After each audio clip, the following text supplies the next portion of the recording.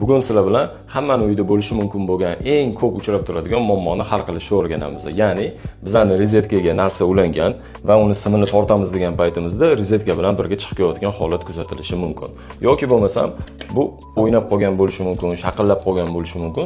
Xullas, shuni mustahkam qilib joyiga qotirib qo'yishni o'rganamiz. Lekin eng birinchisi bu xavfsizlik. Shitga borib, uyni полностью tokdan o'chirishimiz kerak bo'ladi.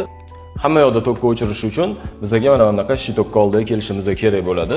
Buni ichini ochgan paytimizda biz avtomatlarni ko'ramiz.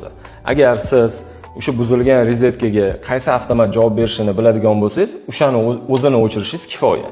Agar ishonchingiz komil bo'lmaydigan bo'lsa, xavfsizlik nuqtai nazaridan hammasini o'chirganingiz maqsadga muvofiq bo'ladi. Hamma yoqda tokka o'chirganimizdan keyin bizga faqatgina bitta dona отвертка kerak bo'ladi. Rozetkani o'rtasida mana shuni buraydigan joyi bo'ladi va o'rtasini burab bo'shatib olishimiz kerak bo'ladi.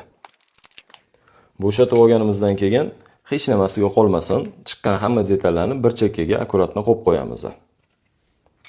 Endi ko'rib turganingizda mana bu ikkita chetida ham bo'shatsa bo'ladigan joyi bor. Imенно ikkita chetida bo'ladi, chap va o'ng. Shuni bo'shatamiz. Nomiga buni bo'shatishdan maqsad buni qaytarib bu yoqqa chiqazib olish uchun. Chiqazib olganimizdan keyin biz nima ko'ramiz? Bu yerda tokka yotgan sim va tegini bunda o'girsak, mana bu yerda ikkita ilmog'i bor. Mana shu ilmoqning vazifasi devorga chirmashib olish. Bu bo'shab ketgan bo'lishi kerak. Shu sababli bizning rozetkamizni o'ynayotgan bo'ladi. Endi buni mustahkam qilib qotirish uchun bizning vazifamizni akkuratni qaytib joyiga tiqamiz. Joyiga tiqqanimizdan keyin tekislab olishimiz kerak bo'ladi bitta urovingda. Boya aytib o'tgan mana bu ikkita chetidagi qotiradigan boltini biz qotirib olishimiz kerak bo'ladi. Ikkita chetini burab qotirib olganimizdan keyin ko'rib turganimizdek bu уже qimirlamaydi. Mustahkam qotdi. Endi boyagi detallarni olamiz, ya'ni krishkasini olamizda va o'z joyiga qotirishimiz kerak bo'ladi.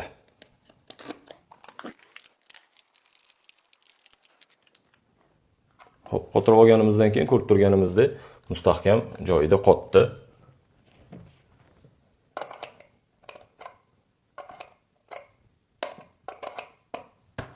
Marhamat.